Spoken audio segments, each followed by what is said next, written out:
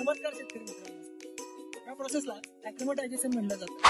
म्हणजेच तापमान समायोजन कसे करावे पाहणार आहोत. पाणी आणि माशांची थरा तपासून घ्या. तापमान, पीएच आणि ऑक्सिजन सामान्य असावे. तापमानात फरक 3 डिग्री सेल्सिअस पेक्षा जास्त होऊ देऊ नका. पिशवीतील पाणी व हवा चेक करा. माशांची हालचाल पहा. पिशवी 10 ते 15 मिनिटे तलावात फ्लोट करा. पिशवीतील तापमान समान होऊ द्या. पिशवीचे पाणी हळूहळू म्हणजेच 5 ते 10 मिनिटे तलावाच्या पाण्याशी मिसळवा. माशांना थेट पाण्यात सोडू नका. हळूहळू पिशवीतून बाहेर येऊ द्या. सायंकाळी सकाळी म्हणजेच कमी प्रकाशात सोडणे उत्तम राहील. भरपूर एरेशन ठेवा. स्टॉकिंग घनता मर्यादित ठेवा. पुढील 3 ते 7 दिवस कमी व लहान खाद्य द्या. रोग लक्षणे दिसल्यास त्यांना वेगळे ठेवा म्हणजेच क्वारंटाईन करा.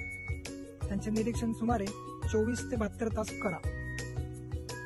माशांची अन्न स्फूर्ती व सामान्य वर्तन पहा.